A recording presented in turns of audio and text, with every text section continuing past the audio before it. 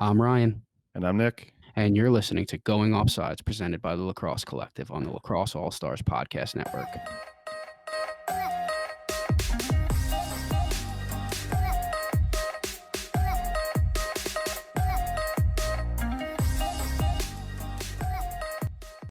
Well, it's kind of a I'd like to perfect. get this started, by the way. Yeah. It's a perfect transition to if the world goes to hell, we've got survival supplies.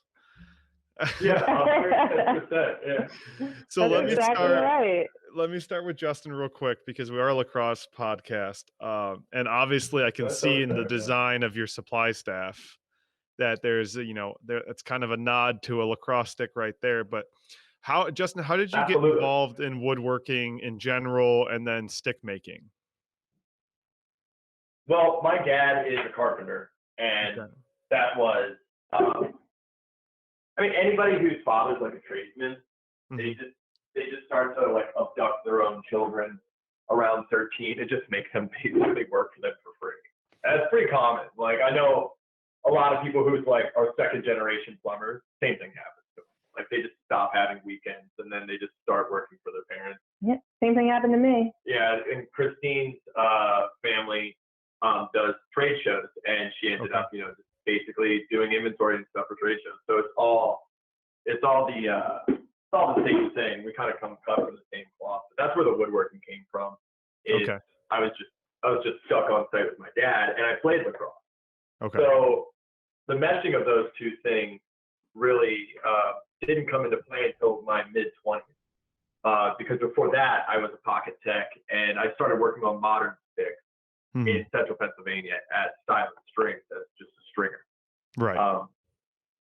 It was a means to an end. My family was pretty blue collar. We didn't have a lot of money to go out and buy lacrosse equipment, which is expensive now, and it was expensive then.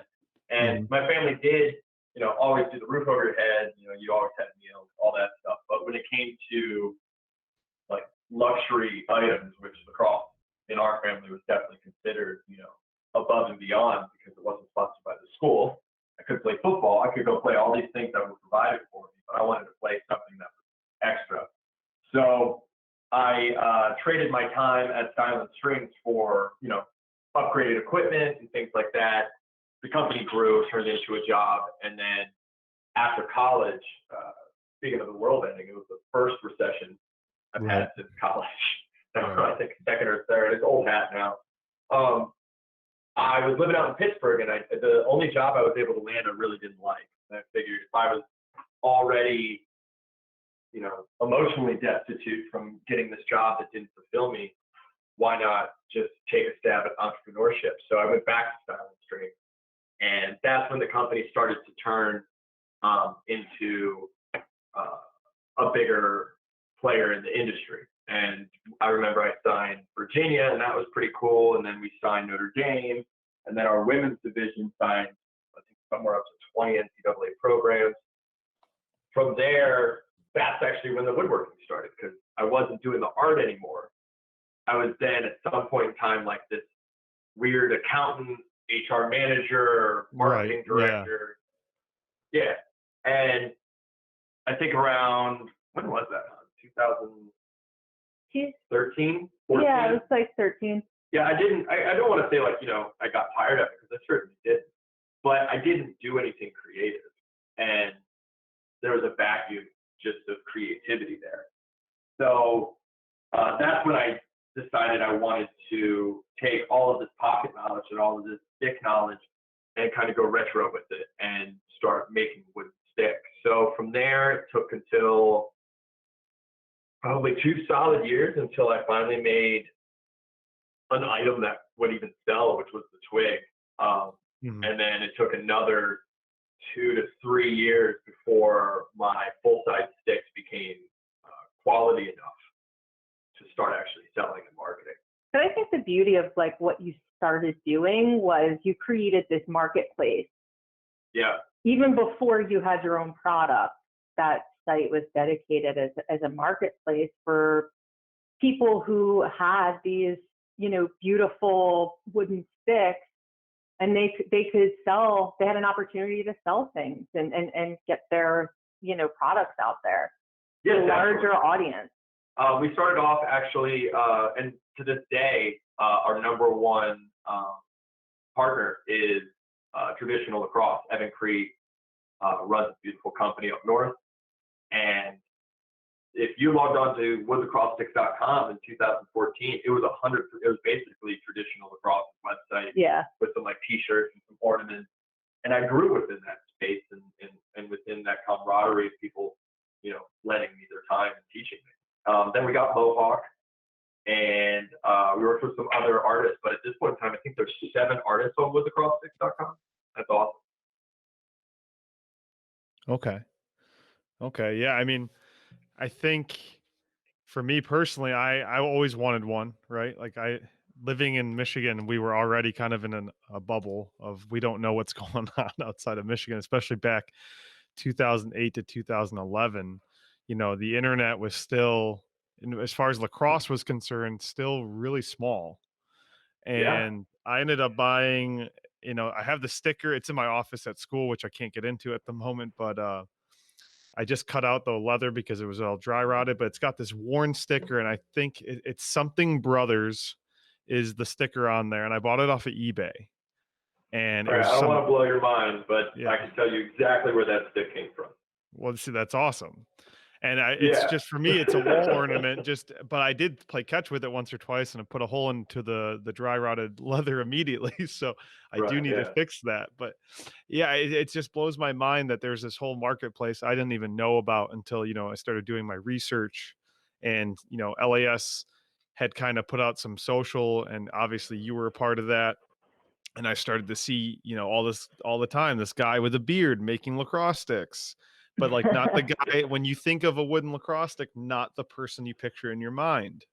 So it was just kind of this cool, I don't know, experience to see that this is happening behind the scenes. And it's obviously mostly a passion project, right? Like, no one's a millionaire stick maker. I don't know a single Cadillac ever purchased off of lacrosse stick. And, exactly. It's so your stick, by the way, is actually a Mitchell Brothers. Which, that's okay. Yes, I knew it was an M. Yeah, and it's probably got a red beat up kind of like hue to it, and that is Mohawk. Okay. That is what Mohawk MIL International Lacrosse, which was their second partner ever. They have a factory up on Cornwall Island, and it's one of the longest continual stick operations, like stick production operations. That's awesome. It's I really paid interesting. $80 for this thing. Yeah, and it's not even to say that it was with inflation that was retail. I mean, lacrosse sticks used to sell for $25, but there's a real craft resurgence that I was very fortunate to be, alive and in the right state of being and mental state and drive and motivation to be, mentally aware and available for, right? Because now it's about how good of a lacrosse stick can you make, not how many can you make, not anything like that. And that drove, that's honestly where I'm at right now. Like, I make a stick and I'm very happy with it. And I think it's time for me to see what else I can produce. Because if you sit here and you just keep focusing on the same thing, you don't pick up new tricks, you don't pick up new techniques. So by pivoting and looking at something else and reimagining something adjacent to it, I mean, it's not like I'm taking up rocket ship stuff. We're still here at Wayward, we're still making wooden materials. But I think, if I ever want to be like this, like a master craftsman, which I don't really still consider myself that. I think that's probably far away from where I'm at now, but that might be over scrutinizing myself. I think you're skilled craftsman for sure. We can go with that for now. You're definitely. You know what? I don't know where the hierarchy is there. Yeah, I'll take that. But going and doing something else and seeing what I can learn in the new space, I think that'll grow me in a way that continuing with lacrosse sticks, may have, but making that my number one driving motivation for the next 10 years. I just think there's a little bit more growth outside of that, at least for where I'm at personally right now in my craftsmanship. Like, I want to go and play with like epoxy resins, right? different species of wood, literally, like, some of the wood I'm working with right now would make it terrible to cross stick. Okay. And that's But you just an never, interesting otherwise you wouldn't have way. otherwise you wouldn't have a way to work with this type of stuff if you just stuck Yeah, with there's this stuff lacrosse. called, exactly, there's this stuff called burl. And basically Yeah. it's like, unfortunately, it's like a tumor on a tree. Like, it's Yeah. got all these patches and holes, and it's beautiful. You can't make a lacrosse stick out of burl. No. My dad does some woodworking. You know, he likes to take reclaimed wood and make furniture out of it. And same thing, like I know what burl is, and yeah, that you couldn't make a lacrosse stick out of that. There's just no way it wouldn't be possible. But now you No. get a chance to work Yeah, it with would it. just blow up. So And we Tina, did recently go make ahead. a walnut one. I was gonna say Okay. we made a walnut one, and it was just like instantaneously in my mind. I'm like, the futility of this, like, it's beautiful. I'm really happy I built them. It wouldn't even hold up. So Right. again, Yeah. there's that benefit. Yeah. So Tina, Wayward Trading Post is kind of, from what I understand, that's kind of your project or your company. I don't want to lower it by saying project, but like this is your thing, right? Yeah, Or it's it something was that, initially. so yeah, I mean, it's something that we have been talking about for a while, actually. And, you know, I create a lot of things, you know, I do fiber art, and, you know, we just started experimenting with a lot of collaboration in woodworking, combining that and some of the painting and fiber art that I do. So, you know, we've really been trying to figure out what the heart and soul of this is going to be. Mhm. And, you know, when we thought about it, the supply staff was something that, you know, Justin was really passionate about, and I had things that I was passionate about. And I think creating this sort of environment where it was like a trading post, you know, it really gave us the opportunity to bring a mix of everything that we can create. So, so that's why we sort of have it, you know, created the trading post rather than, you know, Justin Skaggs supplystaff.com. Yeah. Right. You know what I Yeah. mean? You want to stay multidimensional and leave it open to Yeah, more yeah. products as Yeah. Justin's So mind yeah, so that's wanders. sort of how, yeah, exactly. So that's sort of why, you know, I opened the company, or I pushed to open it, because I really had a passion to expand on all of the things that we were creating here together. Mhm. We build all sorts of weird odds and ends. Sometimes it's just something that only we want. Or we do it for friends. Yeah. Or I get hired to design something from a pal. And I think, you know, it's funny talking to you, like, in 5 years, if we ever revisit this conversation, who even knows if we're going to be making supply staff? well, and I'll tell you that the first time that Justin came home and told me that he wanted to, like, leave Stylin Strings and create a business around wood lacrosse, I was horrified. You know? I was like, can that be a job? Like, what are you talking about? You know? We're like, all right, well, I'm going to have to bring in everything around the world. So, you know, I'm definitely really proud of what he has done with, you know, his ability to sort of take the resources that he has had and create the products and the site. And I think that, so combining a lot of what he has done historically and his knowledge and our creativity together is going to make something really unique, I hope. Yeah. And so let's talk about a few of those unique things. So I'm on the store as we speak on the website, and obviously the big one that we're going to talk about is the supply staff, which either one of you can kind of explain what the supply staff is and kind of the thought behind that. I mean, first glance, I see almost a deep hole that you could survive in the wilderness with. You know, that's actually not far from the truth there. Yeah. So we're really good friends with Andy Deardorff, who is making the best wooden lacrosse shaft in the market. There's a really amazing video done by Mainly Mesh, who's awesome. Yeah.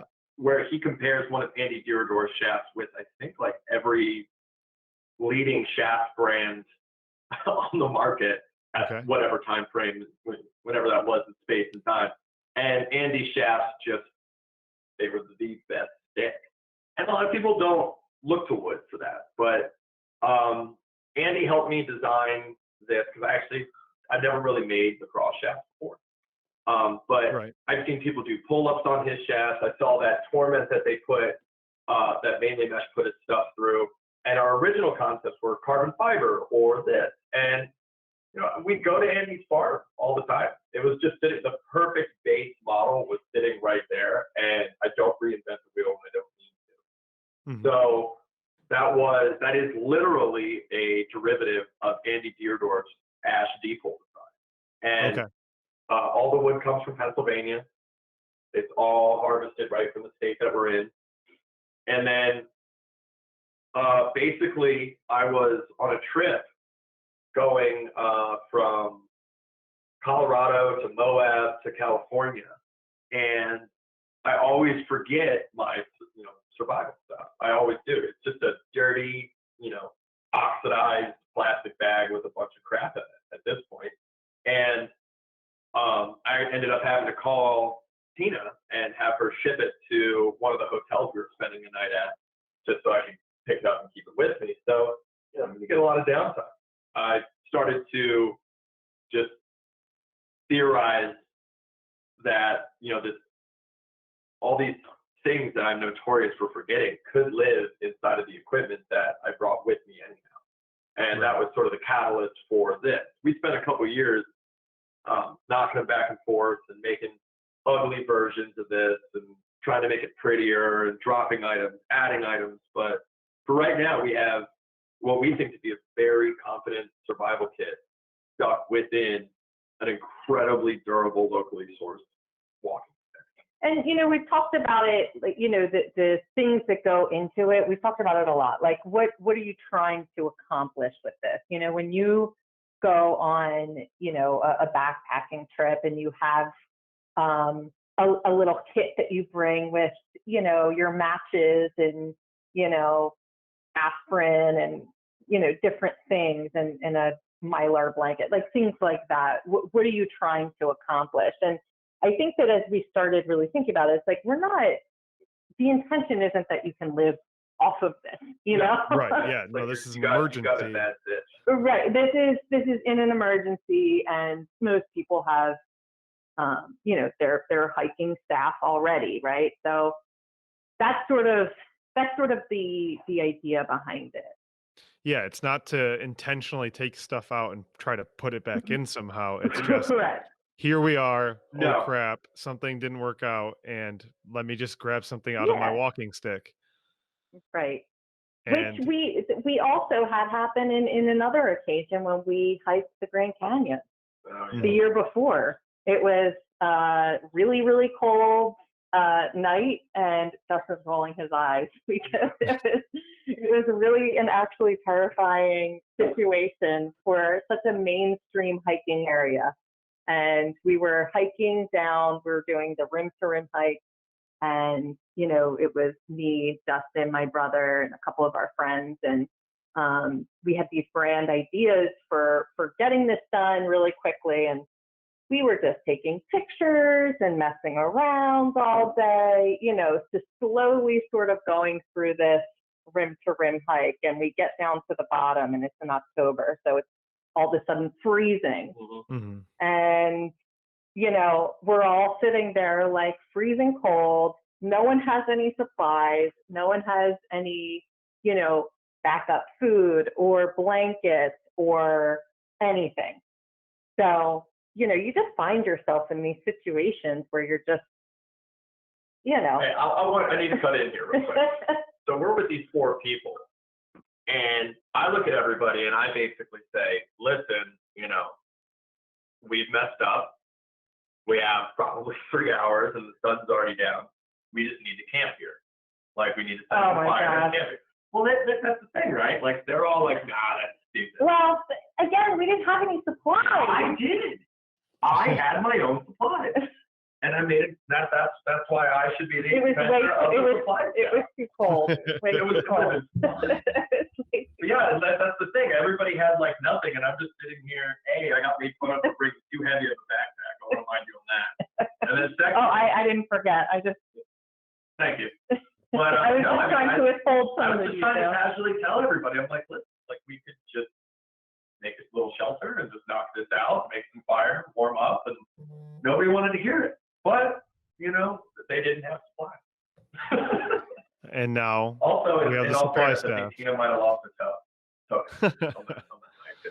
That was rough. It was rough. It was a rough one. Well, it sounds like you've definitely found something that mixes your passion of hiking and lacrosse with survival. Definitely.